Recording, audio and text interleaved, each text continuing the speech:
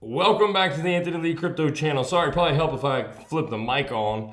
Got me looking like old Farmer Joe here today. No offense, Joe Bowers. Nice to see you in the house, bro. West Coast. I have to zoom in that little thumbnail you got there. I can't tell what that is. I'm going to see what that is, though. I have to come back to that. Mighty Max. What's up, brother? Says FOMC time. Come on, too late, Powell. Yeah. It is too late for Powell, man. Today is his last FOMC. Now, we'll come back to that. Hawkborn, what's up? Johnny number 5, Eons, good to see you guys. Glad y'all are here. We got interest rate decision coming up in about 8 minutes. We'll take a look at that. We'll talk about some trades. Guys, I want to answer any question you may have today because we're going to have some time between interest rate decision, which should be no surprise. We'll have 30 minutes before the press conference. We're going to cover some TA. I got some really good things for you guys. I've got some great things tomorrow. We'll go live tomorrow for the U.S. Market Open. It will be our monthly statistics day, and I've got all of May stuff. I mean, I know what's going to happen in May. Like, I'm all over it in May. We'll talk about that tomorrow, though. Too much volatility today. And I don't want to put it out today because who knows what's fixing to happen with Jerome. So I don't want to put out a stat where we're, at, what are we at? 76K? And this thing pumped to 79 and I got to redo 3% worth of stats. So I want to wait till this drama gets out of the way today and then we'll see. Plus, we've got earnings today. Google, Meta, Amazon, Microsoft, all of those typically come out at the bell or just after the bell when the major markets close. So we'll see how those come in. If they hit home runs, you can see a big spike, but it would really take all of them. Like if Microsoft came in with a home run and the other three struck out, I mean, that's nothing. So, and if they all come in about projected, you're going to see a dump. I was talking about this with Invicta in Discord earlier. And the market tends to be optimistic. I mean, the traditional markets. I know crypto is kind of a sour sometimes, but traditional markets tend to believe in their major companies, Google, Meta, all those kind of things. So they price in, for the most part, positive results. So when it does come in positive, if it meets expectation, it just barely exceeds, it's a sell the news because it's been priced in, so then they cash out. They take profit, so it goes down. And if they miss the markets lower, their earnings are less, then it's a big catastrophic dump because they've priced in good news. So either way it goes, you're going to get a dump. You should. The only exception is, like if they price in, let's say $1 billion profit and it comes in at like 5 billion, which is extremely exceeding to the goal, then you're going to see a big pump. But that's rare. And even then, when you have 4 majors coming in, it would take it at least 2, if not 3 or all 4 of them to do that. If one of them killed it and the other 3 just kind of did average, that one's not going to drag the rest up. So unless that one happened to be NVIDIA, which is not today. Anyway, any questions you guys may have about trading? We did get in a good trade at U.S. Market Open today. It was so easy. It was one of the easiest ones I've seen in a while. It was actually we were looking for, let me go down 5-minute chart. We were looking for this short today, right? Looking for the short, but the trade we took was a long. But I posted this earlier today in Discord. I said we are looking for, so last 2 days, we even called Monday, but it wasn't as obvious. Monday we had the Asia dump, UK consolidate. So we knew we were going to be either in a distribution or consolidation, expansion, or distribution. And we anticipated them to move down. So we called this, but it wasn't as obvious. Yesterday was the trending market, super obvious. Asian UK trended down, US reversed, very easy call. And then this morning what happened? This morning I posted this in Discord. Price was way up here at 77.5. And we had the Asia UK trend up, and I said we're going to expect the US reversal down, which we have gotten. You can see price action right now. We've gotten that full retrace down, $2,000 drop. However, let me turn on my vectors. This is the trade that we look for every morning. U.S. market open. It was so easy. It's just such an easy trade this morning. Matter of fact, I even posted it after I took it. U.S. market open right there with a 5-minute vector to the downside at 8:30. And then at 8:35, 8:40, 8:45 green vector reversal. I didn't want this one right here at 8:35. I want the 8:45 because I know anything between 8:30 and 8:45 is usually a fake out, right?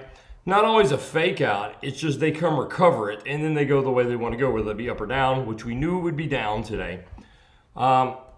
But just an easy trade, guys. Just so easy. We talk about this every single day, and we look for it every day. And you can see it right here in real time. This was the move. This was the open at 8:30. Oops. Messing up my arrows. We're going to get to the rate decision in 2 minutes. We're not going to miss it. This was the open at 8:30. And then we just sat here and waited. It was a big red vector candle, so I knew we were looking for a good green vector reversal, probably at 8:45. We got it. Reversed, recovered about 80% of it. Good enough. You only have to recover 50. So I took the trade right here. I closed the trade, and then we continued the move down, which we had previously called for the reversal based upon the Asia-UK trend to the upside. Easy trade. And we picked up $460. I did this on 50X. 50X with a $2,000 account. So it was a $100,000 trade. Easy trade. All right. So we got a couple minutes. Let's look here. They're projecting a 100% keeping the rate the same. I don't know that I've ever seen it 100%. I've seen it at 99, 99.5, 90. This is 100%. So as far as I know, fact check me if any of you guys know, but as far as I can recall, and I've looked back over I don't recall this ever being wrong, ever. Even when it's like 85%, I've never seen it be wrong. So I don't anticipate being wrong here. However, what we want to watch for, we talk about this every month or every FOMC, but you guys know that Trump and Powell have been in this like pissing contest. You know, that they don't like each other, right? Trump has been calling Powell to resign. He's been calling too late Powell, cut rates. And I don't know whether rates should or shouldn't be cut, but I do know that Jerome Powell is adamantly refusing to do anything Trump wants. Trump had him investigated, indicted, whatever. It's just a big dramatic thing. And today is Powell's last FOMC. So I just really think he's going to come out and be extremely hawkish, whether rightly so or not. I don't think it matters. I think if he could be dovish, he's going to be hawkish. If he could be hawkish, he's going to be extra hawkish. Just one more at Trump, right, on the way out the door. I just think that's going to happen. I think these markets are fixing to dump. Now, that doesn't mean we're not going to see some volatility in the meantime. That doesn't mean we can't see something like this and then boom. Who knows? You know how these things go. I've literally watched FOMC days where like if this was your daily range, I've watched them do this before. Bing, bing, bing, bing, bing, bing, bing. And they just wipe everybody out 4 or 5 times. That was back in the day, though. We don't anticipate that today. Sorry, guys.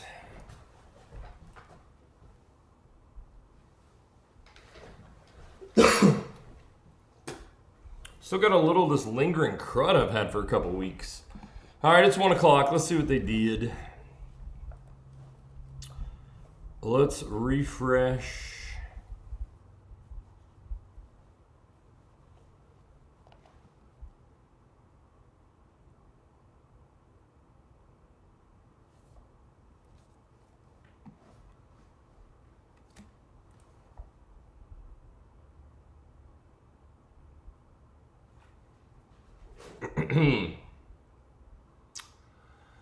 Yeah.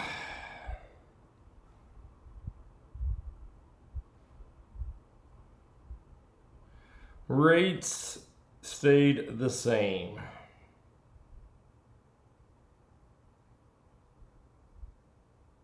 No change, guys.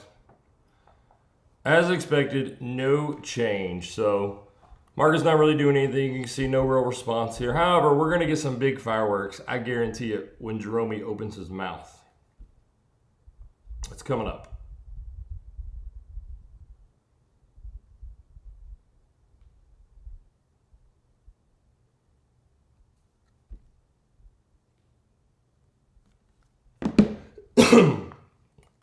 Eugene says, so we'll see 70 before we see 80. I don't really know.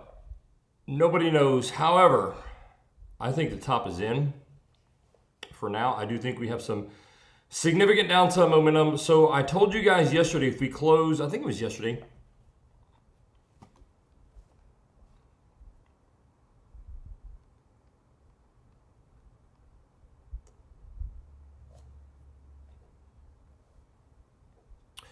All right, I said yesterday a daily close below 76.6 would indicate a move down to approximately 73K at least. And we did close the daily yesterday at 76.3. So we got that daily close below. I do think we're going to move down here to the 73, probably the 73.2. The dang green box, guys, the dang green box, which I have about 73K, between 73 and 74K. I do think we move down here at least to the daily level at 73,750. I don't think we stop there. I think we would at least, there, you could grab that liquidity, that little wick right there, but I think we come get this bigger wick here at 73.3-ish, depending on your exchange. And then probably a bounce there before more downside. So I actually think we're coming much lower. I think we're coming into the 60s. Not in one shot, but I do think next stop, I mean, you could bounce here. You could bounce here today. Probably going to look something like this. I don't really know. I hate predicting what's going to happen today, FOMC. And I'm going to show you some of the things that indicate we're probably going down. But first of all, we had this little range here that lasted a couple weeks. We're back inside it. We confirmed back inside it. We would expect the rotation to the point of control and value area low most likely, which is going to be our dang green box. Doesn't have to go in a straight line. We're just going to draw it in a straight line. Anticipate a bounce somewhere in there. Maybe back up to point of control here. Probably reject. Come down in here, probably something like this, and then this will be decision time right in here. 68 to 69K. This is what I would expect. Decision time. If you lose that, then you're coming to the key level, value area low, but a lot of stops between here and there. But I do think it's going to look something pretty dang similar to this. I am short from up here. I am 60% out of that trade. I gave you guys this trade when I took it. I have secured $1,600 profit on this trade. I could close out a little bit more. I'm not though. My next TP is going to be at this 73.3-ish. 73.7, somewhere in there. The dang green box, I'll take some more P. I'll probably take another 15 or 20% there. Stop losses at entry. The least I can make on this is $1,650. It was a good, easy trade. A dang red box trade. In fact, we're still in the trade box that I gave in advance. We are still in this trade box. If any of you took this trade that I gave you, I mean, do what you want to do. But two things. Number one, you should not be stopped out of this trade because we never left the dang red box. And if we had left the dang red box, we never left the short trade box, which is the allowed drawdown that I was willing to go. We never left either one of those boxes. So if you entered this trade somewhere in the box or somewhere in the trade zone and you close this, then you're just not allowing your trades to develop. And you're missing these moves and most likely missing these moves. Can't do that, guys. You got to allow your trades to develop. We've talked about this, guys. If I'll tell you You gotta, I mean, do what you want to do. I've come to the conclusion people are going to do what they want to do anyway. But let's say that let's just say, okay, let's say, a lot of people do things differently, okay? A lot of people, let's say they have $10,000 to trade. They're willing to lose 10 grand. They don't want to lose 10 grand. They don't want to lose it. But they've come to the conclusion, they've made the decision that they're going to try to invest and trade with 10 grand. If they lose it, that really sucks. But that's their trading account, okay? And so a lot of people will go and they'll put all 10K on one trade, right? Say this is their trade right here. They'll put all 10K on this trade. And you know, whatever levers they use, 20x levers, 30x, 10x, whatever they use. Well, the problem with that, and you can't do that. I mean, do what you want to do. People do things differently, but how I do it, because I was a psychology major. So I understand a lot of the psychology behind why people do what the things they do. I'm not saying I'm the, Freud or the greatest psychologist ever. But when you have your entire account on this, okay? And let's say you entered let's say you entered the short box, not even the dang red box. And you're going to lose everything you got right here. Well, this wick came up about 2/3 of the way. That means you would have gone down like, 7K. And that is very freaking hard, knowing your entire account is here, to watch it go down 2/3. So a lot of people will close it right here.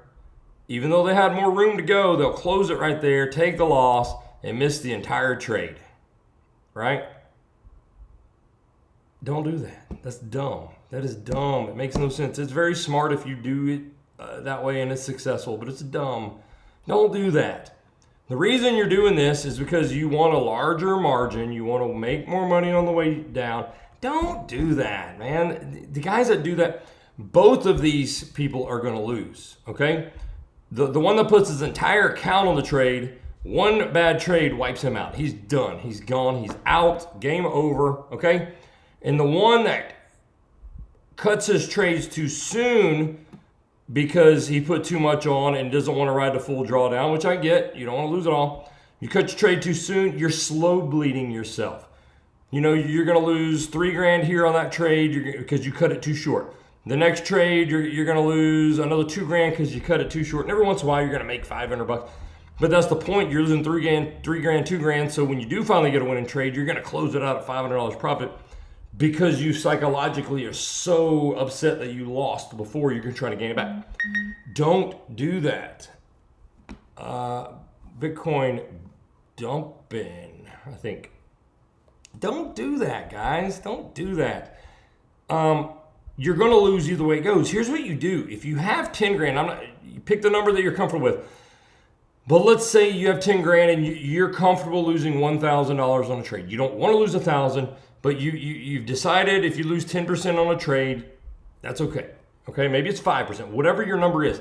So instead of putting a $10,000 trade here at 10x, 20x, 30x, 40, 50, whatever X leverage you want, put $1,000 here and let the damn trade run. The whole thing. If it comes up here and you lose your $1,000, you lose your $1,000. So what? You still have $9,000 left to use on the next trade, okay? That is how you do it. But you let your entire trade idea play out fully. Ooh, we're moving down, guys. Let your entire trade play out fully. Okay? Don't slow bleed yourself to death by cutting your trades too soon. And don't put your entire account on there so you're wiped out on one trade. And yeah, you're not going to make as much money on each successful trade, but it will add up over time. And next thing you know, your 10K is 20K and 30K. And then you can start putting $2,000, $3,000 on a trade. I may have $200,000 that I trade with that I'm willing to lose. I don't want to lose it, but I'm okay if I lose it. So each trade I do is between $3,000 and $5,000. If I lose 3 grand, I'll lose 3 grand. So what? I still have 197 more I'm willing to trade with. And I'm going to lose some trades every now and then, but that's okay. I'm not putting all 200 grand on one trade. Think about that, guys.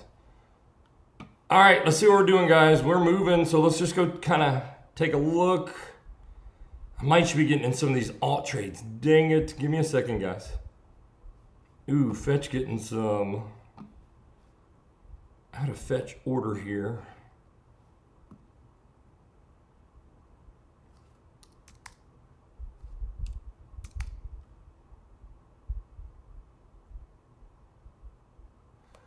See if we can buy us 420 fetch real quick. Got a 420 fetch order. Ooh, it's filling. Ooh, that means it's going to dump more. I like it. They're going to dump more, guys. Might can catch a little bounceroonie here. Look, we're live on stream. We're buying 420,000 fetch. $81,000 order. Live on stream, so nobody can talk smack later. So you didn't really do that. Here it is, guys. I just did it right in front of you.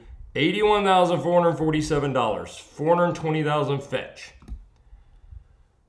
Let's see what happens. I just did it. I just did it. Ooh, WorldCoin. Everything dumping, guys. You gotta love FOMC. I love this stuff, guys. Oh, wait. We might need to be leverage trading. Let's see. What is Bitcoin doing? I gotta refresh. I got drawings everywhere. Everything's laggy. That means people are freaking out. Ah, fetch is dumping hard. I shouldn't have bought that. What are we missing, guys? Jerome's not talking. What are we missing? This is got to just be volatility. I can't even get my MEXC to pull up. There it is. What is Robinhood? I don't know what Robinhood.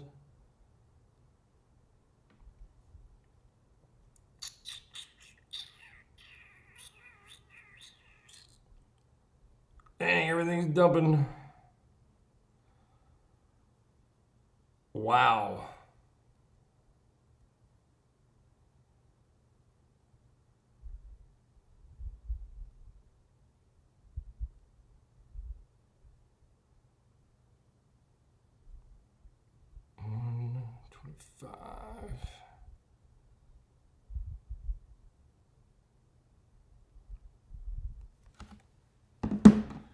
Oh, we'll see.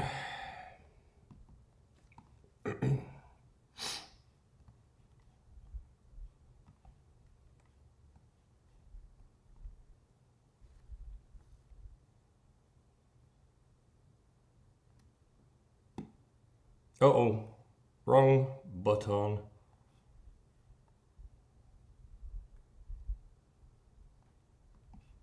Just enter a little MEXC long trade. Let's see what happens. I'm just going to scalp it. A lot of drama here. Let's just scalp it. All right, so let's take a look. Uh-oh. Bitcoin coming down. Look at that candle, guys. Look at that candle.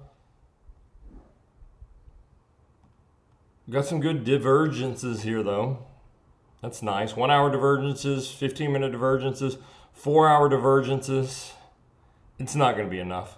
Come down right to almost point of control there. Let's look at our fetch. Fetch, same thing. Good divergences. We could come significantly lower. I have another fetch order down. I have lots of fetch orders. Fetch has this entire imbalance you could recover. I think I made like $2,000 on a fetch trade yesterday. Let's see. That isn't fetch trades. You can see them yesterday. A lot of canceled orders. But you can see the ones that are filled in green, partially filled in purple. These are WorldCoin trades I've done over the last few days. Accumulating, accumulating. I'm not going to play around with this fetch too long. I'm expecting much lower prices. I'm just going to try to take advantage of a little volatility and move down like that. Surely we got to get a little bit of a bounce.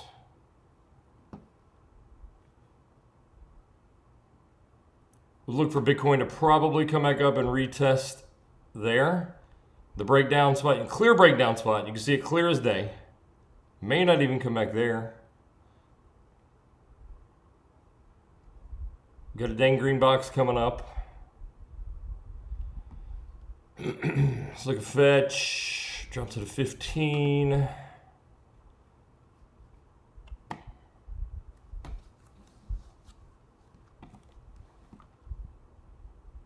Yeah, crazy gains, Invicta, crazy gains, bro. Oh yeah. I'm gonna hang on. Let me get on my KCEX. I know I said I wasn't TP into 73, but I'm gonna go and T a little more P.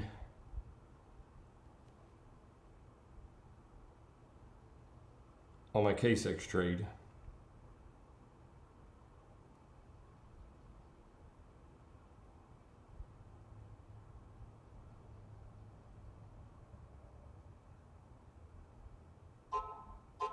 There it is. All right, I just took some profit on my KCEX short. Got the old KCEX pulled up there. KCEX. A KCEX trade, short trade, Bitcoin trade.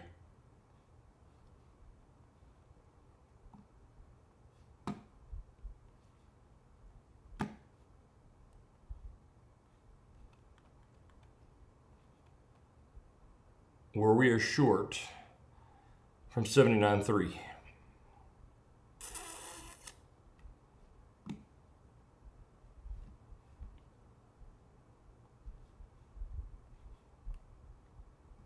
I do expect lower. We're just taking profit because nobody went broke by taking profit. We've now secured over 1900. But anyway, guys, back to the trading thing. Got a few minutes here. Don't put your whole account on a trade. Put what you're willing to lose. And once you accept in your mind that you're willing to lose that $1,000, let the trade play out. Don't stop it out. Let it play out to the full range of your plan. Because you're going to lose the 1,000. It's not like you have your full 10,000 on there. And if you cut it short, you're going to lose the 1,000 anyway. So don't do that. Don't play around with those stop losses with your entire account. First of all, you can catch a scam wick and wipe everything out, regardless of whether you have a stop loss. Scam wicks will kill you. Then you've lost your whole account, so you're overexposed to the exchange. Number two, you don't stick to your plan that way because you get afraid of losing too much money. Accept that you might lose that 1,000. Let it run. And see what happens. You're going to lose some every now and then. You're going to lose some. I lost $3,000 on a trade last week or the week before, but I don't care. I could care less because it's going to happen. It's going to happen. And on the next trade, I made $2,600 and I'm up $1,900 on this one here, so I've more than made that back. But I stuck to my plans, not to mention the little scalps in between. Not to mention the spot alts, which is where the real money is, guys. Salt Chain, what's up? A little late, but you made it. That's all right. We're glad you're here. I'm going to pull this over in a few. Waiting on the Jerome here.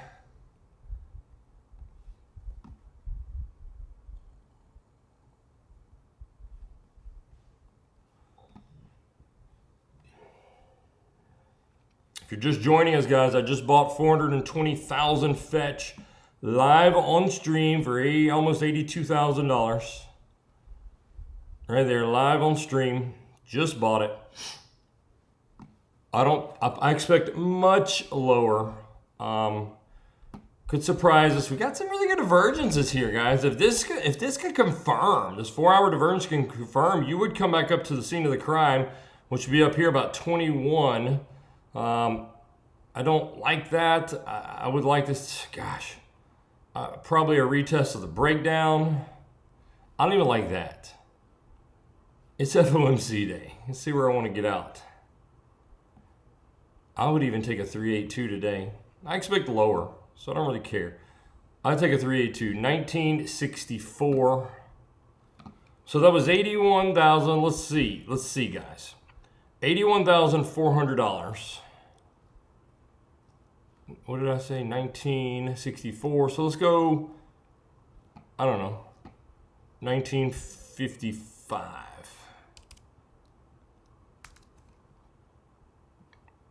81.4. That's 82.2. 1956.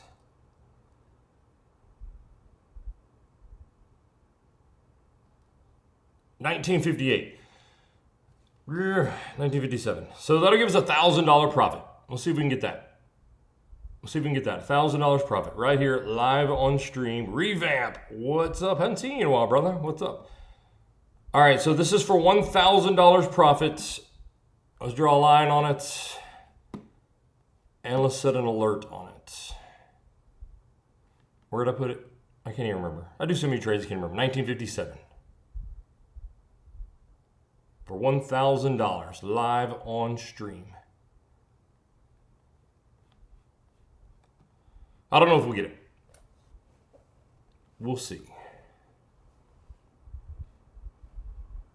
I'm totally okay if I got stuck riding 420,000 fetch coins in the next cycle.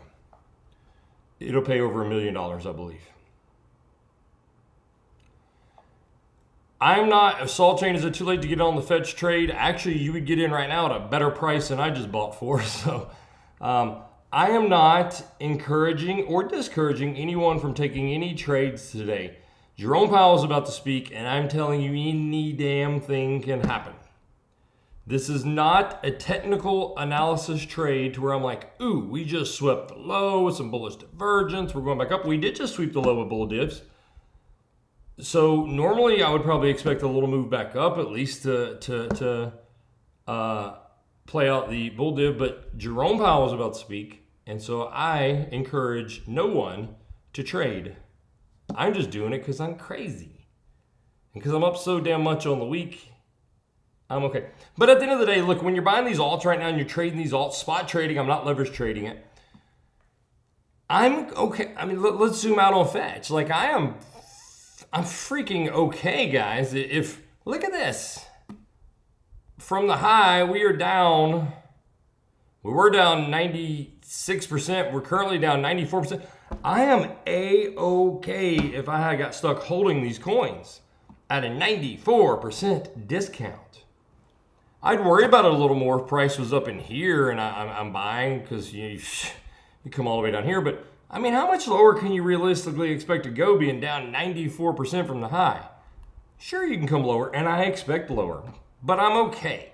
I think we'll probably get a little retrace. That was a fake move down. And then I do think we come lower, but I'm just trying to make a little money. I mean, I do this all the time. And normally I'd be like, yeah, buy, let's go, let's trade. But I'm not going to tell you that on FOMC day. I'm just not going to do it. Because it's one of those days. Like Limp Bizkit says, it's just one of those days. I did long this right here, guys. I took a long on copy. I closed it. But I am long here. I am KCEX long. I took some profit on my Bitcoin trade. I am KCEX long. I copy trade long, and I've already closed the copy. In profit. Small profit.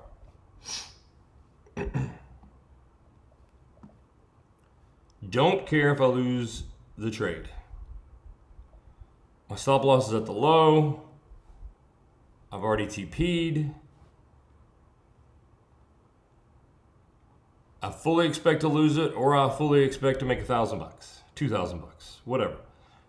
Because this could get very volatile as Jerome speaks.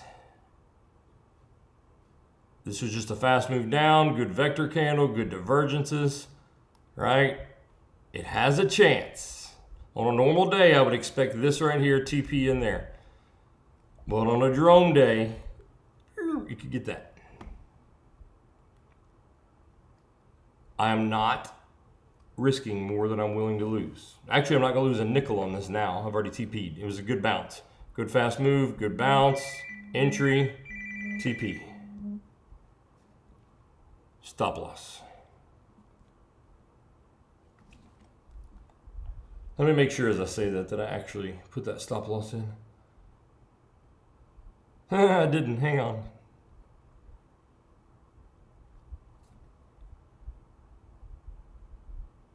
I didn't. It's in now. I didn't put my stop loss in. I did TP on it though. All right, it's in.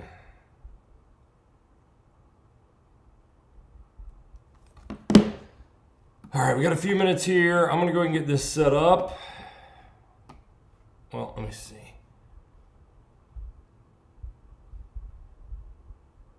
Let me drag this over. Nope, right there.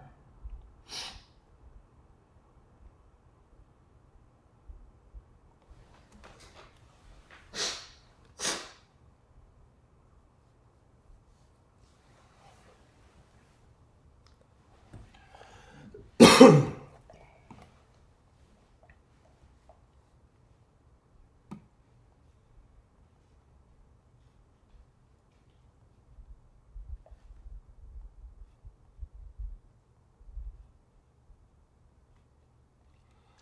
think I'll just leave it on like, I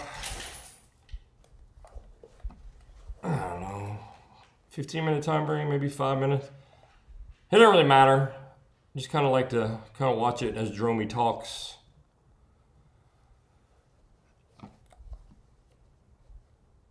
He talks. If you guys have never experienced a FOMC meeting, he's going to come out. He's going to give a pre-planned statement. It's always the same. The Fed is committed to reducing inflation to 2%. It's the same thing every time. He may say a little something else this time because it's his last meeting as head. He may thank you all for his support and talk about how great of an experience. I don't know. Who knows? None of that matters. Okay? What matters after his little 5-minute speech is the press conference afterwards where they start asking questions. Okay? Then he gives his little dovish or hawkish, most likely hawkish tone on things. He never really comes out and says, yay or nay, we're going to do this. He just says it in a kind of way where you have to infer. So every once in a while he'll let a little word slip, and you'll see when he does. The market will react instantly. But I have a feeling with the history of him and Trump, he's going to be pretty hawkish. I just hope he comes out maybe a little dovish so we can get a move up and I can get out of this fetch trade for $1,000 extra bucks. And then he can come out and slam price down if he wants.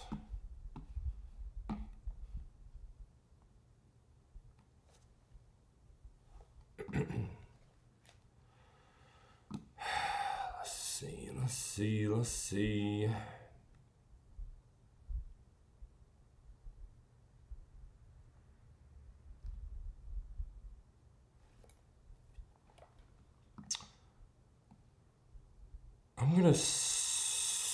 So I'm in profit on my fetch.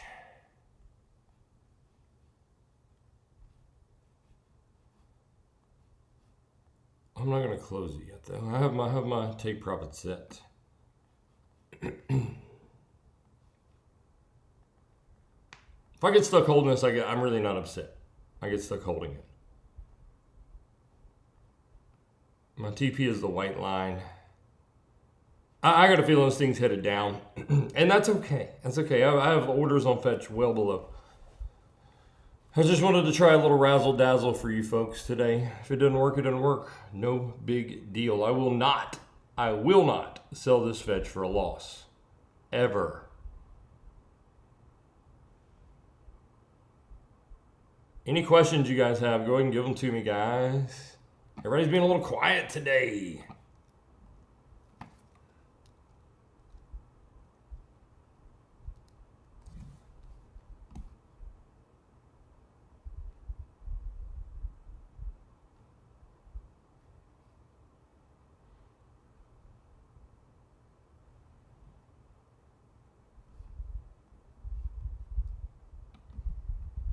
I'm probably going to get stopped out of this trade. That's okay.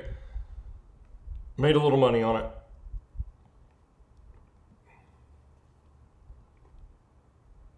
He should be starting any second now. So I'm going to go quiet and turn the camera off, but I will be here. Here he is. If you have questions, look, you can put them in chat and I can type in the answers. See if I can get this going.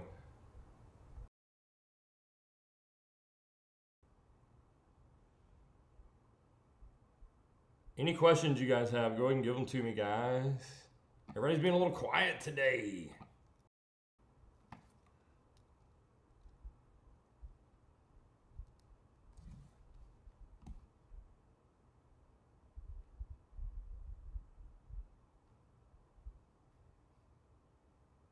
Hey.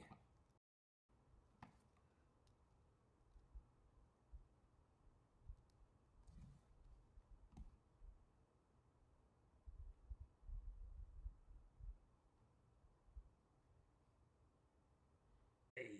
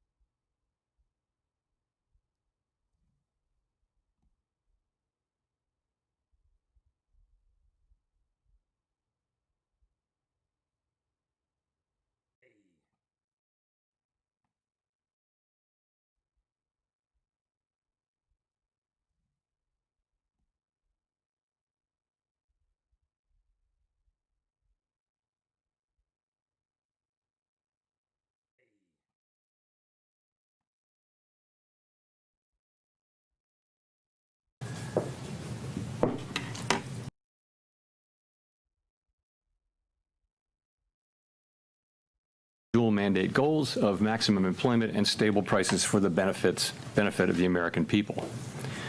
The U.S. economy has been expanding at a solid pace. While job gains have remained low, the unemployment rate has been little changed in recent months. Inflation has moved up and is elevated, in part reflecting the recent increase in global energy prices. Today, the FOMC decided to leave our policy rate unchanged. We see the current stance of monetary policy as appropriate to promote progress toward our maximum employment and 2% inflation goals. Developments in the Middle East are contributing to a high level of uncertainty about the economic outlook, and we will remain attentive to risks to both sides of our dual mandate. I'll have more to say about monetary policy after briefly reviewing economic developments. Recent indicators suggest that economic activity has been expanding at a solid pace. Consumer spending has been resilient, and business fixed investment has continued to expand at a brisk pace. In contrast, activity in the housing sector has remained weak. In the labor market, the unemployment rate was 4.3% in March and has changed little in recent months. Job gains have remained low. A good part of the slowing in the pace of the job growth over the past year reflects a decline in the growth of the labor force due to lower immigration and labor force participation, though labor demand has clearly softened as well. Other indicators, including job openings, layoffs, hiring, and nominal wage growth, generally show little change in recent months. Inflation has moved up recently and is elevated relative to our 2% longer-run goal.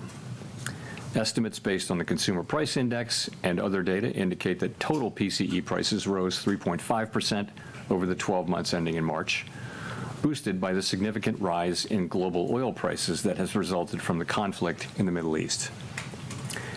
Excluding the volatile food and energy categories, core PCE prices rose 3.2% over the 12 months ending in March. This relatively high rate largely reflects the effects of tariffs on prices in the goods sector. Near-term measures of inflation expectations have risen this year, likely because of the substantial rise in oil prices. Most measures of longer-term expectations remain consistent with our 2% inflation goal. Our monetary policy actions are guided by our dual mandate to promote maximum employment and stable prices for the American people. At today's meeting, the committee decided to maintain the target range for the federal funds rate at 3.5 to 3.75%. The economic outlook remains highly uncertain, and the conflict in the Middle East has added to this uncertainty. In the near term, higher energy prices will push up overall inflation. Beyond that, the scope and duration of potential effects on the economy remain unclear, as does the future course of the conflict itself. We will continue to monitor the risks to both sides of our dual mandate. We are well positioned to determine the extent and timing of additional adjustments to our policy rate based on the incoming data, the evolving outlook, and the balance of risks. Monetary policy is not on a preset course, and we will make our decisions on a meeting-by-meeting basis. This is my last press conference as chair, and I will close with a few thoughts. First, I want to congratulate Kevin Warsh on his advancement out of the Senate Banking Committee this morning. This is an important step forward, and I wish him well as that process continues. The Federal Reserve exists for one fundamental purpose: to foster the economic conditions in which American families and businesses can thrive. Stable prices, a strong job market, and a financial system they can depend on. Every decision we make, whether about interest rates or regulatory and supervisory matters or other issues, is made in service of that purpose. Our decisions reflect the collective judgment of the Board of Governors and the Federal Open Market Committee, colleagues who demonstrate analytical rigor, principled judgment, and a genuine commitment to the public interest. Our collaborative and deliberative process has long reflected a shared commitment to finding common ground in service to our mission. This institution is resilient, capable, and staffed by professionals of extraordinary talent and exceptional dedication. It has been a privilege to serve alongside so many great public servants at the Board of Governors and around the Federal Reserve System. The Fed's work is only as effective as the public's understanding of it, and you, the press, are essential to keeping the public informed about what we do and why. The people we serve benefit from your careful reporting. I welcomed the announcement last Friday by the U.S. Attorney for the District of Columbia that she had closed the criminal investigation. She also noted, however, that she would not hesitate to restart the investigation. Over the weekend, the Department of Justice provided assurances that they will not reopen the investigation unless there's a criminal referral from the Fed's Inspector General. And, absent such a referral, if they do appeal the recent court decision, they would not seek, as part of that appeal, to restart the investigation or send new subpoenas. I've said that I will not leave the board until this investigation is well and truly over with transparency and finality, and I stand by that. I'm encouraged by recent developments, and I'm watching the remaining steps in this process carefully. My decisions on these matters will continue to be guided entirely by what I believe is in the best interest of the institution and the people we serve. After my term as chair ends on May 15, I will continue to serve as a governor for a period of time to be determined. I plan to keep a low profile as a governor. There's only ever one chair of the Federal Reserve Board. When Kevin Warsh is confirmed and sworn in, he will be that chair. Once sworn in as board chair, his new colleagues will elect him to chair the FOMC as well. As I regularly point out from this podium, our success in delivering our goals matters for all Americans. I'm confident that the Fed will continue to do its work with objectivity, integrity, and a deep commitment to serve the American people. Thank you, and I look forward to your questions.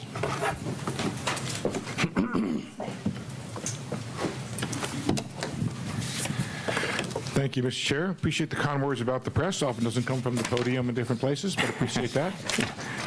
Can you talk about what is gone into your decision to remain on the board? What kind of criteria are you weighing, and how long might you stay? Thank you.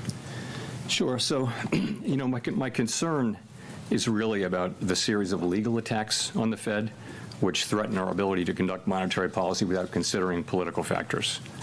And I want to note here, this has nothing whatever to do with verbal criticism by elected officials. I've never suggested that such verbal criticism is a problem, and neither has anyone else here. But these legal actions by the administration are unprecedented in our 113-year history, and there are ongoing threats of additional such actions. I worry that these attacks are battering the institution and putting at risk the thing that really matters to the public, which is the ability to conduct monetary policy without taking into consideration political factors. It is so important for our economy, for the people that we serve, that they can depend over time on a central bank that operates that way, free of political influence. It's part of the absolute foundation of this amazing economy that we have. It's just one of the many reasons why the U.S. economy is the envy of the world. That piece of institutional architecture separates successful countries from unsuccessful countries. It is extremely important, not for the people who work at the Fed at any given time, but for the people that we serve, that the Fed remain able to conduct monetary policy in a way that doesn't get pulled into politics, trying to help or hurt any particular politician or political party. It's critical for the people that we serve. In terms of when I would leave, I will leave when I think it's appropriate to do so. Was that all your questions, or was that? Well, I just have a follow-up, which is, what would you say to the criticism that by remaining on the board, you're actually taking a political act and denying President Trump the majority of the board, which as president he would have if you left? I don't see that at all. As I mentioned, I'm literally staying because of the actions that have been taken. I had long planned to be retiring, and the things that have happened in the last 3 months have I think, left me no choice but to stay until I see them through at least that long. In addition, I don't see how this will interfere. My intention is not to interfere. I was a governor for almost 6 years, and the tradition is at the Fed that governors who understand how difficult the role of chair is, and as a soon-to-be former chair, I do understand how hard it is to get consensus with 19 strong-minded people. You work with the chair. You try to be heard, but also collaborate with the chair and try to support the chair when you can. When you can't, you can't. And I think that's the attitude that people generally take, and that's the attitude that I'll take. Nick. Chair Powell, if I could ask about the inflation outlook. In March, you described the standard practice of looking through energy shocks as conditional on inflation expectations staying anchored. Since that meeting, there has been very little progress reopening key energy trade corridors. Can you help us understand how the inflation outlook has changed in the intermeeting period, beginning with the prospects for tariff pass-through resolving on the timeline that you had outlined in March, before getting to the energy shock that is now on top? So, I would look at it this way. For a long time, we've been working on the hypothesis, really, that tariffs would lead to a one-time price increase and that would go away over time. In other words, that there would be no further change, so measured inflation wouldn't reflect that higher level going up more and more. And it's time for that to happen. We really do expect that to be happening in the next 2 quarters. So we'll be watching very carefully to see that what we've thought all along would happen. That's the kind of critical part of the forecast. We need to really see that. With energy, it's so hard to say. I mentioned, in sort of the textbook, you would look through an oil shock because they tend to be short-lived and they tend to revert, and monetary policy works with long and variable lags, so you wouldn't necessarily react right away. I think that is all the more true given that we're several years above 2% inflation and that we're already looking through the tariff shock. So I think we're going to be very cautious about that. But the question about looking through energy really is not in front of us right now. It hasn't even peaked yet. And I think we'd want to see the backside of that and progress on tariffs before we even thought about reducing rates. So if I could follow up, the statement today preserves language that has taken on some meaning as it was socialized when the committee was actively lowering rates. Why is that easing bias still ripe, given how different the inflation outlook is now versus a meeting or two ago? And what more would have to happen for it to get evicted? So that was, as you will recall, we had a discussion about that at the last meeting, and we talked about it in the press conference after the March meeting. We had the same today. We had quite a vigorous discussion about that very issue and the guidance, and is it still appropriate and that kind of thing. And I would say that the number of people on the committee who either could support that language changing to a more neutral stance so that a hike is as likely as a cut, that number has increased over the intermeeting period, and it's easy to see why. I mean, it's a good question, right? You see, inflation has moved up over the interim a bit. Core inflation's 3.2 now, moving, albeit just a little bit, in the wrong direction. And we know that there will be, that there's headline inflation coming out of the Gulf, and we don't know how much that will be. We're going to need to see. So it makes all the sense in the world that people would look at that and we'd have a vigorous discussion about that. You saw that 3 people dissented over the language. I think all of those people agreed with the rate decision. So the majority of the committee did not want to do that, and I didn't think we needed to do it at this meeting. It really was just a question of why do we need to do that now? We have so much to learn. There's so much uncertainty about the path ahead. There doesn't need to be any rush to make that decision now, because what happens in the next 30, 60 days, even by the next meeting, could really change the picture around that language. So, it's a much closer thing on the committee than it was in March, and that makes all the sense in the world, it seems to me. Claire. So Claire Jones, Financial Times. Just going back to this issue of the easing bias, we've now got oil approaching $120 a barrel when it comes to the benchmark Brent crude. If it stays around those levels 6 weeks from now, what would be your best guess as to whether the easing bias will still be in the statement? Thank you. I wouldn't want to guess. Well, first of all, we're going to have new leadership in all likelihood by then, and new leadership's going to have a very important role to play in that. So I won't be standing here at this podium to answer your question. So I don't know. As I mentioned, that's all I can really say is that we had a great discussion about that today. It's gotten to be a better question in the interim period. We had the discussion. A majority are still on the page of not feeling the need to move to that level, and that's where I am. I get it, though. You know, at a certain point, you would move, and that conceivably could come as soon as the next meeting. Thank you. Just to follow on, the new leadership also seem rather lukewarm on press conferences and on the dot plots. What would your advice to him be on these communication tools?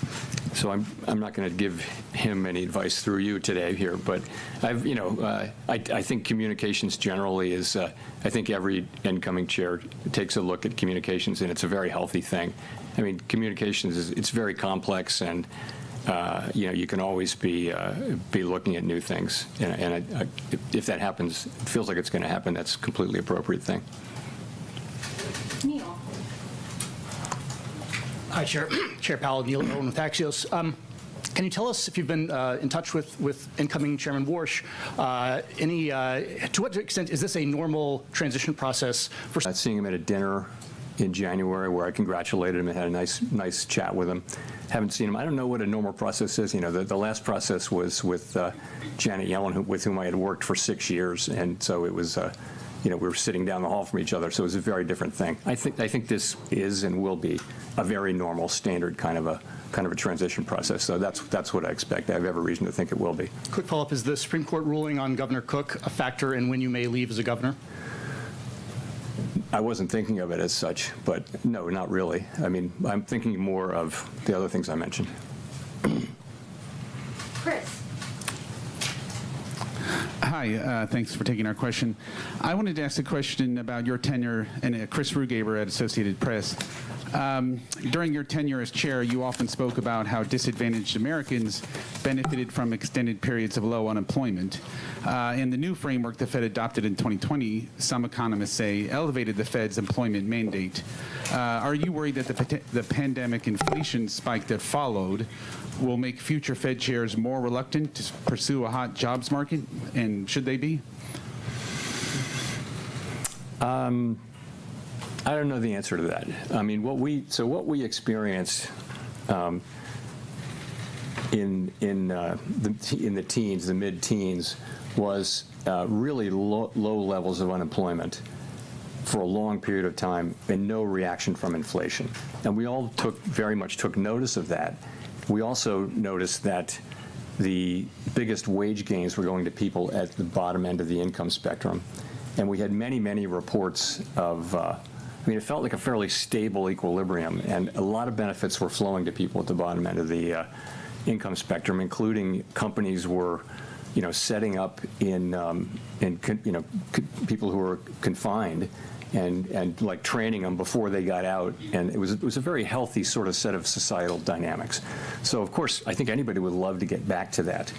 I don't think that anything that happened to create the global pandemic inflation was in any way related to overweighting the employment market. I mean, it was a global shock that happened essentially very similarly all over the world that had to do with closing, reopening, stimulus, and all that. And I mean, you could look at a graph of 10 big economies on the page and not know which was the U.S. and which was Germany, France, and things like that. So I don't think that insight was in any way responsible for the high inflation that we experienced.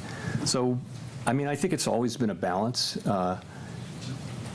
You've got to be strong on both of our dual mandates, and for example, now we don't feel that the labor market is at all a source of inflation, so we don't need to be worrying about that. It's been a long time since we have had to worry about that.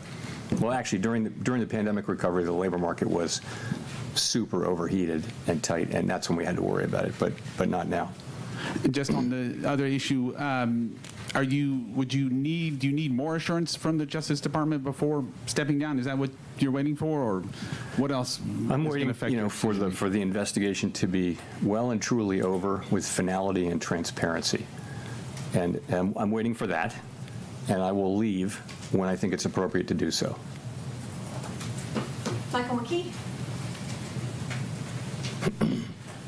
Michael McKee from Bloomberg Television and Radio. I'd like to ask you if you could explain a little more or characterize a little more the discussion about the two-sided view and interest rates, because there were some members of the Open Market Committee who've been suggesting that we may need to raise interest rates even absent the war because inflation was not coming down fast enough.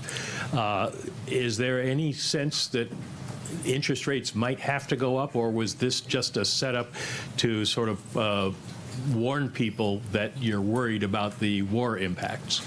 So nobody, the three dissenters and others who could have supported that, and others who were, who were voters and non-voters who preferred it, they all supported the rate decision, right? So people are not saying we need to hike now. It's more a question of, don't we kind of feel that we should be neutral? And what are markets doing? People argue that this is consistent with markets are doing.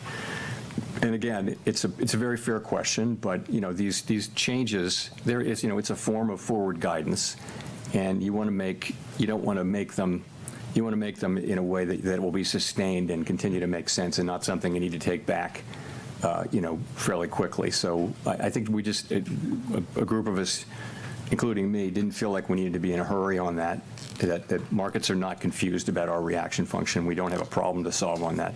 But the other side of the argument is a good argument, too, as I mentioned. It's a perfectly good argument to be having, good discussion to be having. So, and it came out the way it came out. Well, you've got three dissents in favor of two-sided warning. You've got yourself staying on the board. You've got the criticism that does come from elected officials, and you've got a lot of critics who have faulted the Fed for being too slow 2021 with inflation. Are you worried about Fed credibility under all of this? Is that one reason that you want to stay on? Not driving my thinking now. I mean, monetary policy is going to get made by, 19 people.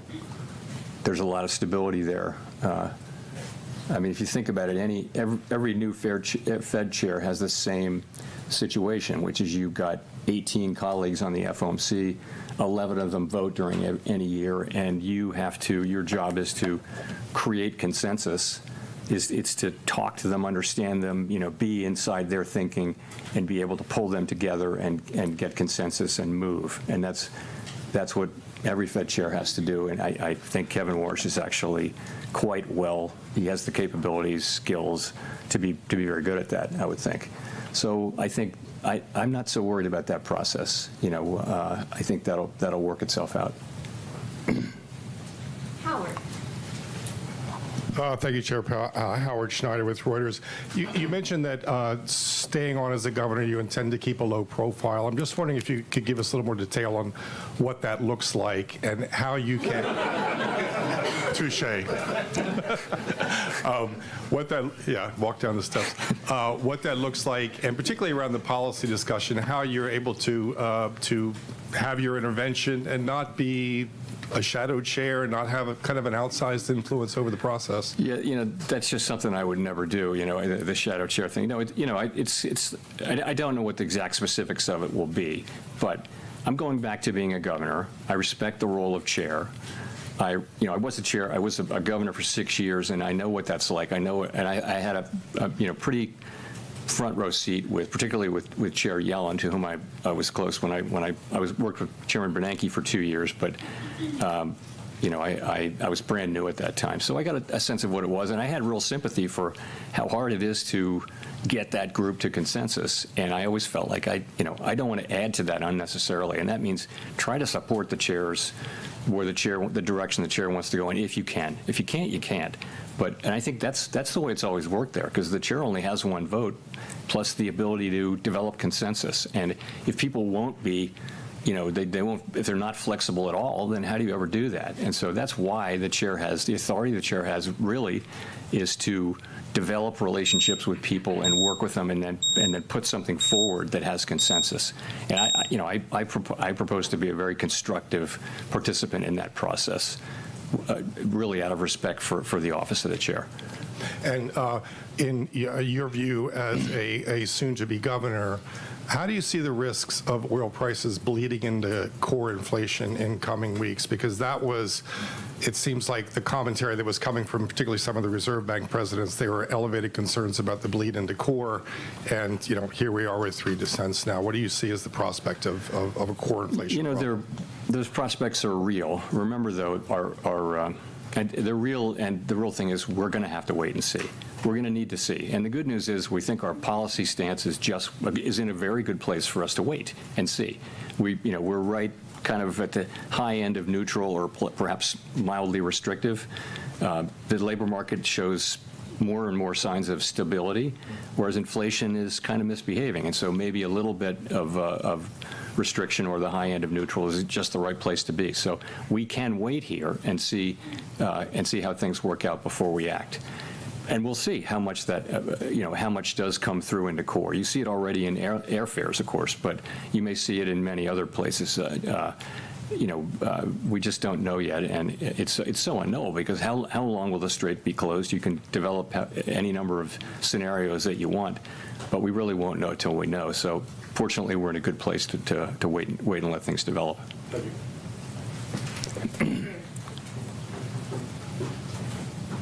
Thanks, Mr. Chairman. You started holding post-meeting press conferences for every meeting as opposed to the ones with just with SEPs. Can you talk about why you see that as a net positive? So we always said when we were doing quarterly press conferences, we always said we can move at any meeting, but we only ever moved at the quarterly SEP meetings where we had the press conference. So if you think about it, during the pandemic, we were moving like a lot at every meeting and sometimes between meetings, and doing that without a press conference, I think, would have been quite challenging. It's become the industry norm. It's the standard.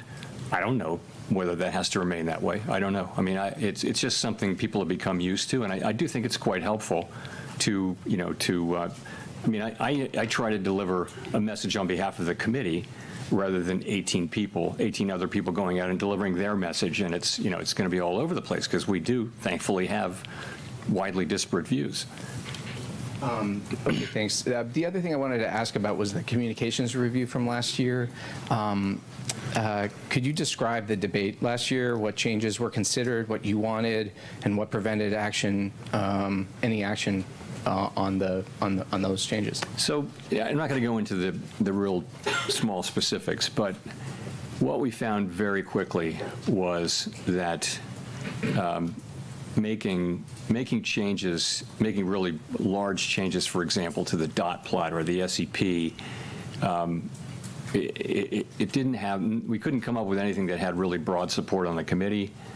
And so we just moved on. We didn't really do as much on that as we might have.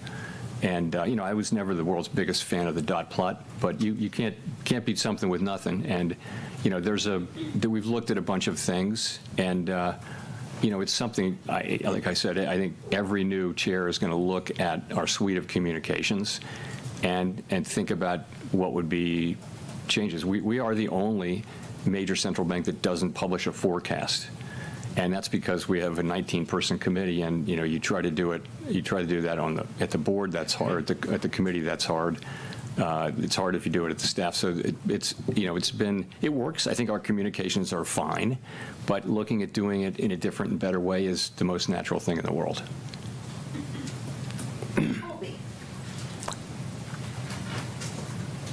Thank you. Colby Smith with the New York Times. If I could follow up on Mike's question about hikes, are we right to assume that the hawkish outcome for the Fed is still one in which the committee just extends the pause in rate cuts? And to what extent is there a growing sense within the committee that monetary policy really isn't just restrictive at all right now? The economy is holding up relatively well despite this major energy shock. The unemployment rate has ticked lower. Inflation was moving sideways even before the war and is now moving higher. So where is the committee at on that debate? Where we're at is we think our policy rate is in a good place. If we need to hike, we will certainly signal that, and we will certainly do it. And if we need to cut, then, or if it's appropriate to cut, then we'll signal the opposite. I think because we feel like we're in a good place to move in either direction. nobody's calling for a hike right now. So it really is going to depend on how things evolve, and that's really where it is. As I mentioned, much closer question this cycle on changing the guidance, but ultimately we didn't. And as it relates to the war, at what point do you think the risk to growth will be larger than the risk to inflation as this conflict drags on?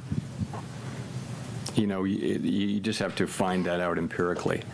Given our the fact that we're a big exporter of energy and that our economy is far less energy intensive, oil intensive than it was during the 70s, the effects on the United States are really substantially less than those of Western Europe or Asia, who are feeling much greater effects from these things. The effects we're feeling in the current situation currently, and in sort of what's priced in, which is a relatively quick outcome. If this goes on for much longer and prices go much higher, then we'll feel that much more. And of course, I'm talking about aggregate inflation numbers. We're very well aware that people are experiencing higher gas prices all over the country now, and that hurts. Those hikes may continue to happen. And other things are going to start to reflect airline fares I've mentioned, and other products and services that are dependent upon petroleum and derivatives of petroleum. People are going to start to feel that. Edward. Thank you, Chair Powell. Edward Lawrence with Fox Business. So I guess I'll just ask you directly on this. The markets don't see a rate cut at all this year, is what they're predicting. Do you think that we are at the neutral rate? Why or why not? The neutral rate is we cannot know it with certainty. I think pretty close to the neutral rate. Yeah, I always had it between 3% and 4%. We're a little north of 3.5%. So that's well in the range of what I would consider a reasonable, but at the higher end of the range of what I would consider reasonable neutral rate. I think the labor market is still probably cooling off just a little bit, and I don't think there's much of a case for any case really for policy looking meaningfully restrictive, maybe mildly restrictive or neutral, I would say. And I want to follow up on some of the other questions about your future a little bit. The first time we've seen 4 dissents now since October of 1992. Are you handing off a divided Fed? The thing to remember is we have always had vigorous debates, and they're excellent debates. I have to say they've been really good, and we're in an unusually difficult situation. So we've really had 4 supply shocks. You can say more than 4, but at a minimum, we had the pandemic, we had the invasion of Ukraine, we had tariffs, and now we have Iran and the oil, the oil spike. So every supply shock has the capability of driving inflation up and unemployment up. And what do? It's central bank has a really hard time knowing what to do. So the right thing to do is to try to balance the achievement of those 2 goals, and that's what our framework calls for us to do. But these are really tough, difficult judgments. You've got to have a forecast for each variable. You've got to think how long it's going to take to get back to target. You got to think how restrictive or not is policy. So it's only natural that you have a range of views on the committee. People are going to see it different ways. They're going to have different risk tolerances and that kind of thing. I mean, if everybody agreed, that would be surprising, and I think it's partly a function of the extraordinarily challenging set of supply shocks that we've been dealing with now for 5-6 years.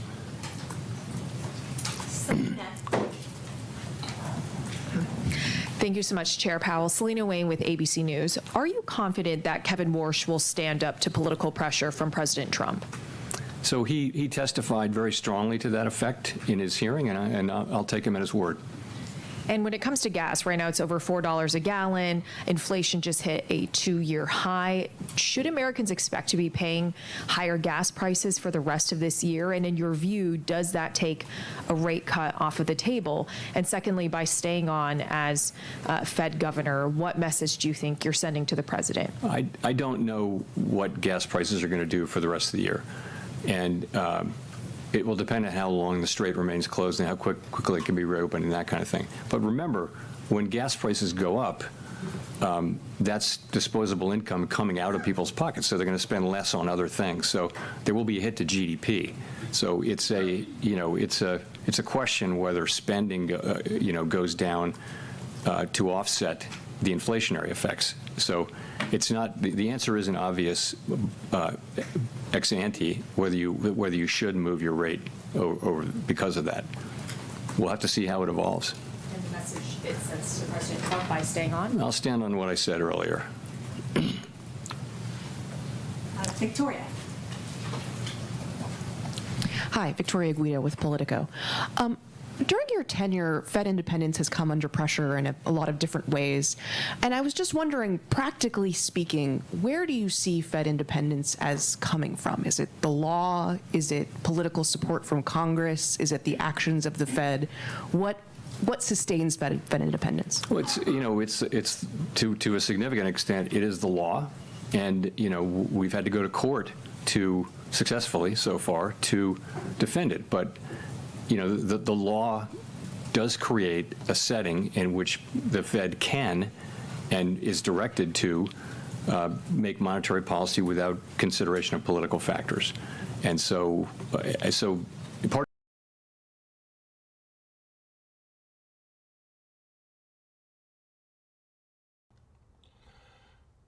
All right, guys, I'm back. He's saying a whole lot of nothing. I'm just going to close him out. Hope you're okay with that. In case you don't understand what he is saying, basically, he has been the one holding up rate cuts that Trump wants, right? Trump had him investigated for misappropriating funds, blah, blah, blah, blah.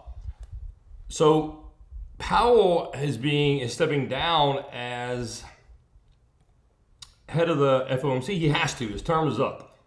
So he's not choosing to. He has to. And this Kevin Warsh is coming in to take over, who is Republican. He's pro-Trump. Okay? So if Powell gets out of the way, the Democrats have about one vote, basically. It's supposed to be non-political, but it is. Democrats have one extra seat, so they've been able to keep the rates from being cut. With Powell being a Democrat coming out, Warsh being a Republican coming in, that swings things to the Republican way. Trump can get his rate cuts, right? Bullish. However, Powell cannot stay the head of the chair of the FOMC, but he can stay on the board as a governor, basically an advisor, and he gets a vote.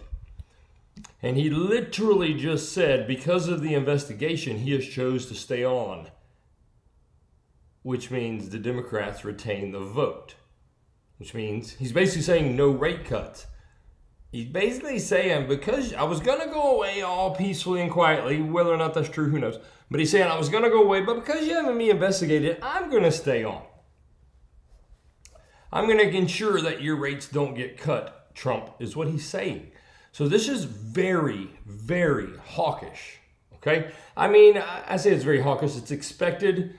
You can see, I don't have it pulled up anymore, but there was no projected rate cuts this year. So it's not out of the realm of what was it. But it removes any hopium that Trump was going to get his man in office, Kevin Warsh, and we were going to get rates cut. It removes that hopium, which sucks. So for those of you watching, I got out of the fetch trade. I didn't get what I wanted. We did pick up $300, so pretty good little $300 trade. However, we came up. I'm glad I got out. I adjusted. I was trying to make 1,000, made 300. I didn't get the greatest entry. I mean, I entered here and it went there. I mean, got a good little bounce here, actually. Almost a 2% bounce. So could have made $1,500, $1,800, but it was not to be. We made 300, and that's okay. We made $300. Yeah.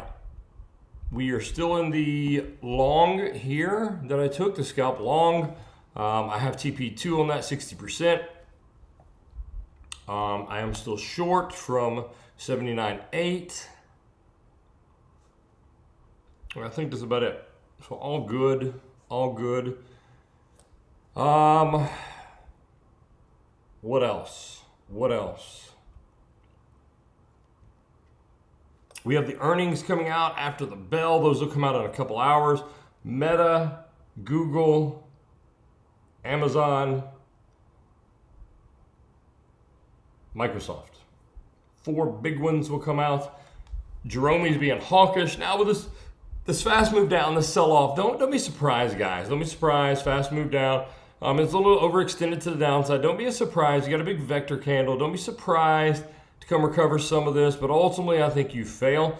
Guys, I'm telling you right now, we're at 75.3. I'm telling you, first of all, I think it's a done deal already, 73K. I guarantee you 99%, if you close the day below where you are right now, 75.3, you will hit 73K within 2 days. Yeah, probably tonight. But 73K, and I do think we get a good bounce there. I think that's a bounce area. It's a dang green box, so you know it's a bounce area. I have it somewhere between 73 and basically 73.7. I do think you get a bounce there. I think it'll be a failed rally to a lower high before continuing lower. So this is what I'm expecting. 75.3 seals the deal. 76.6 yesterday seals the deal. Actually, I could even say 2 candle closes below 76.6 would equal that, or 1 candle close below 75.3 daily candles would equal 73K. Bounce lower. So I'm glad I got out of fetch, made a few dollars. It could go a little bit higher. Probably could have made my 1,000+ bucks, but that's okay. Profit is profit, and it especially doesn't matter when you're expecting lower, because you can take that profit and buy more lower. And I am expecting significantly lower. WorldCoin, we're looking at it a lot. It was at, actually just set fresh all-time lows. You're bouncing a little now. Pretty good bounce, actually. Pretty good little bounce. Over 2%. But you did just set a fresh all-time low.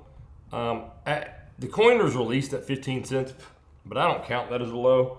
That's what it was released. So since price action has started, of course, that was really, I create a coin and say it's worth whatever I want. Doesn't mean that's what it's worth. Price action dictates what it's actually worth. Since you had engaging price action where you have buyers and sellers engage up here at about $2 or so, which was the first engagement, this is the all-time low.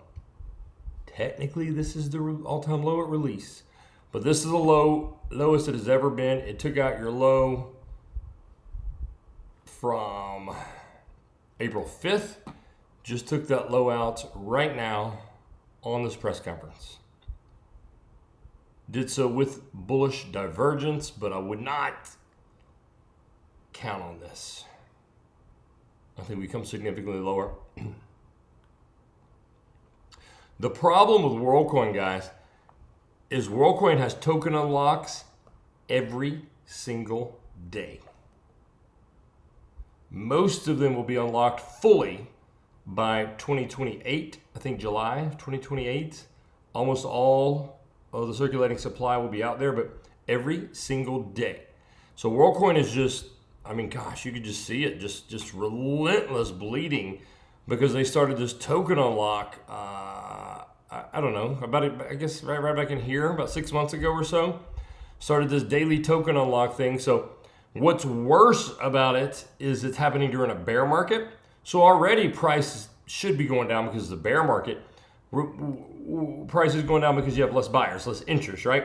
Well, now not only do you have less interest, but the market is being diluted with daily unlocked tokens with no buyers because of the bear market. So not only do you have no buyers to hold up current circulating supply, you're adding to the circulating supply every single day. So it is relentless pressure at a time of the market that nobody is buying. It'd be hard enough in a bull market, you'd have some buyers, daily unlock, buyers, daily unlock, buyers, daily unlock. Now it's just like no buyers, daily unlock, no buyers, daily unlock, no buyers, daily unlock. It's crazy.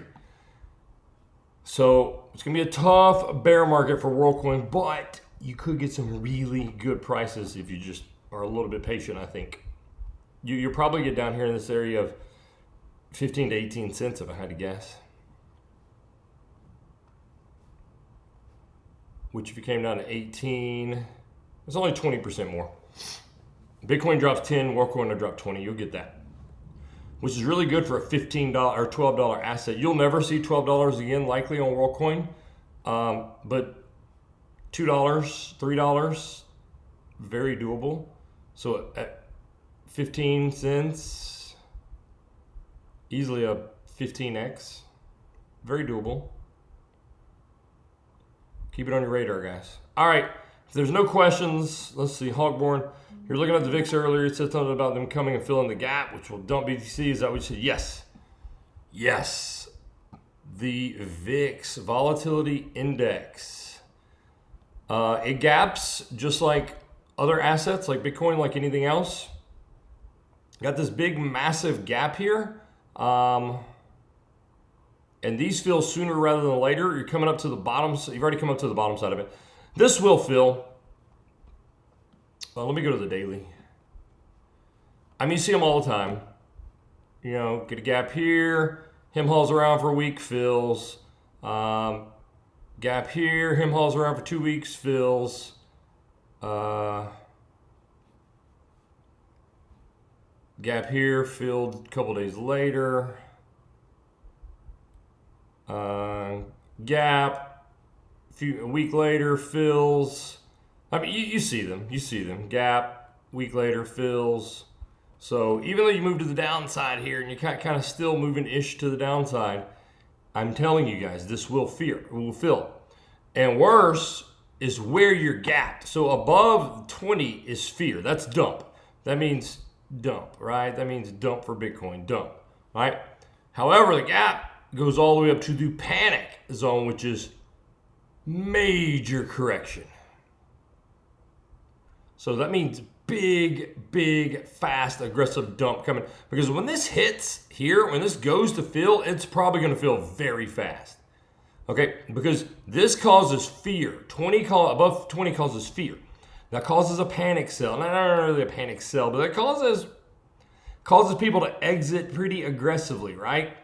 So that means volatility increases because people start freaking out. That means this candle usually moves really fast. That's when you get that 25 and it feels like the panic crash. It's not because you reach 25. Actually, usually that's when it starts to slow down. The panic crash is between 20 and 25. So when you get in this zone. So when you come back to start filling this gap, you're going to have a big, fast, aggressive, relentless move. Guys, let me tell you something. This is one of those. It's going to be a dump on Bitcoin, right? VIX goes up, Bitcoin goes down. When this gap fills, pay attention to me. This is what you call a falling knife, and you get the hell out of the way. You do not try to catch that, okay? Not like if VIX was moving up down here and price for Bitcoin was moving down, you might could try to catch that if you hit a fib or if you grab a liquidity wick or something like that. But when you are moving in this area right here, that is knife catch. You don't do that. You get out of the way. And you can see when you move up through here, you usually move really quick. One candle, couple candles, couple candles, couple candles. I mean, it goes fast, guys. Usually one day, sometimes two. That's knife catch stuff, though, so get out of the way. If you see Bitcoin start to dump really fast, I'm telling you, before you try to long, before you try to buy, flip over to your VIX. Where's your VIX at? If your VIX is above that 20, then you're probably coming for the gap fill, and that means do not even think about longing Bitcoin until this gap is filled. Telling you. And it doesn't have to fill the gap and turn around. I mean, obviously, look here, it continued way on up here. I don't know, but I'm telling you, I wouldn't even consider it until this gap was filled at 25. Wouldn't even consider it. Actually, your gap's up here about almost 26. Wouldn't even consider it. So when you head into this area, get out of the way. Or short the shit out of it. You see the VIX close the daily above 20? Short everything. And get ready for a big, fast, aggressive move. So be ready to get out quick, too. I don't mean like 5 seconds later. I mean like you'll know it. You'll see it. Get out when Bitcoin reaches 25 on the VIX. Or when the VIX reaches 25. Not financial advice. don't be surprised when I show you a $5,000 P&L card and I say all I did was short at 20 and close at 25. Wherever the Bitcoin price is at those 2 points on the VIX. Easy money. All right, guys, that is it for me. It's been a good stream. Bitcoin's still moving up. We're still in the long trade. Scalp long. I expect lower, but easy scalp. Scalp long. Let me know if you have any questions. I'll be in Discord, guys. Love you guys. Thank you. I appreciate you. I'll see you next time.